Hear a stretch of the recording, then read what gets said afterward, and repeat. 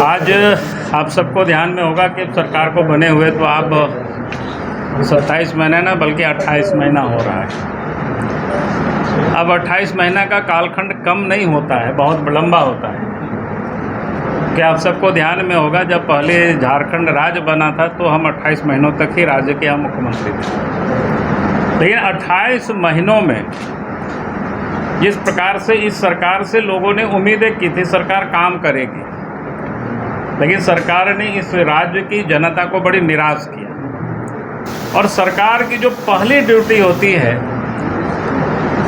वो law and order को ठीक रखने की, विधि व्यवस्था ठीक ठाक हो, अमन चैन हो, भयमुक्त होकर के लोग जी सके राज्य में। लेकिन आज हम कह सकते हैं राज्य में लॉ एंड ऑर्डर की स्थिति बद से बदतर है। आम लोग आज भयाक्रांत हैं। राज्य में जो चोरी, डकैती, हत्या, अपहरण, हत्या तो इस कदर बढ़ गई, राष्ट्र में के भी जो राष्ट्रीय औसत है हत्या की, उसमें भी झारखंड नंबर 1 पर है। बहु बेटियां भी यहाँ सुरक्षित नहीं है, आए दिन घटनाएं होती है। पिछले जब बीजेपी की सरकार थी, श्री रघुवर दास जी के नेतृत्व में सरकार थी, मानो समझ रहे थे कि उग्रवाद समाप्त से हो गए थे, लोग भाग खड़े हुए थे। लेकिन जैसे ही प्रदेश में हेमंत सोरेन की सरकार बनी, आज झारखंड में फिर से उग्रवाद जगह जगह पर अपनी उपस्थिति उन्होंने दर्ज करा रही है। कहने का अर्थ है कि जो सरकार की जो पहली ड्यूटी है लॉ एंड ऑर्डर को ठीक रखना, राज्य को भयमुक्त प्रदेश बनाना, लेकिन आज राज्य की हालत बिल्कुल खराब है। इस प्रदेश के अंदर में इस बार रामनवमी के समय भी राज्य के ढेर सारे जिलों में काफ़ी हिंसक घटनाएं हुई। यानी राज्य की ये जो तुष्टीकरण की राजनीति है वो बिल्कुल साफ दिखता है। तो राज्य की हालत बद से बदतर होती जा रही है। सरकार को उस पर कोई चिंता नहीं है। सरकार का जो दूसरा काम है विकास, जो जनता सोचती है कि राज्य में विकास होगा, लेकिन इन 27 महीनों में विकास का काम पूरी तरह से ठप पड़ा हुआ है, कहीं काम हो नहीं रहा है। ग्रामीण अंचलों में सड़कों की दुर्दशा बिल्कुल खराब है। अब इस गर्मी के मौसम में पानी बिजली की संकट बिल्कुल बढ़ गई है पूरी तरह से। ग्रामीण क्षेत्रों में आज भी पानी की समस्या काफ़ी विकराल रूप ले रही है। पिछले 2 वर्षों से जो ग्राम की जो सरकार थी वो बिल्कुल डिफंग था। जो कम से कम जल की जो व्यवस्था लोग कर रहे थे, चापाकल वगैरह लोग मरम्मत कर रहे थे, वो भी बिल्कुल ठप से पड़ गया। अब तो स्थिति गाँव में बहुत ही भयावह स्थिति है। विकास का काम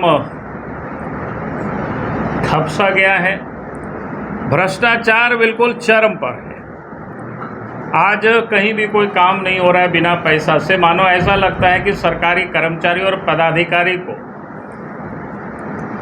अवैध वसूली में पूरी महकमे को सरकार ने लगा दिया। हद ये स्थिति है, खास करके पुलिस महकमा। आए दिन आप देखते होंगे पुलिस कस्टडी में लोग मारे जा रहे हैं, चाहे वो साहेबगंज की घटना हो, चाहे पिछले दिनों कोडरमा में भी घटना घटे। इस प्रकार से असंख्य घटनाओं का सिलसिला है राज्य के अंदर में, जो कि पुलिस जिस प्रकार से पकड़ करके लोगों की पिटाई करना पैसे वसूली के लिए, और फिर लोग मर जाते हैं, ये बिल्कुल आम सी बात है। तो आज राज्य में स्थिति और सरकार बिल्कुल लूटने में मस्त है। अपने भी लूट रही है और राज्य को लुटा भी रही है। खनिज संपदा की, खनिज संपदा में जो सबसे माइनर जो खनिज है बालू, उसकी भी भयंकर तस्करी इस प्रदेश में हो रही है। नदी में आज बालू बचा ही नहीं, हालत ये हो गई। झारखंड प्रदेश में जहाँ जो गृह निर्माण का काम चलता है, अगर नदी नाला से कोई बालू बैलगाड़ी में भी लोग ढो के लाते हैं, ट्रैक्टर में भी लाते हैं, तो उनको तो पुलिस पकड़ती है।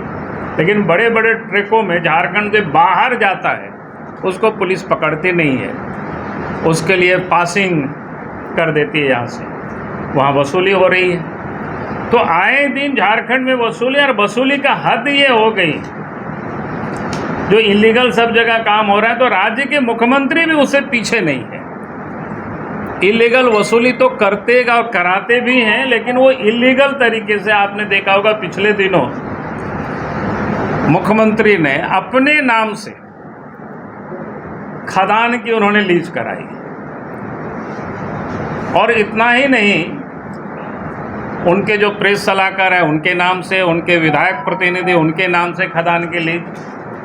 ये जो लूट की फहरिस्त है, आपने देखा होगा कि उससे पहले हम सब लोग गवर्नर को जाकर के मिले थे और हम लोगों ने कहा कि इन्होंने पद में रह करके, मुख्यमंत्री होते हुए, खान मंत्री होते हुए खदान की लीज अपने नाम पर करना कानूनी रूप से अपराध है।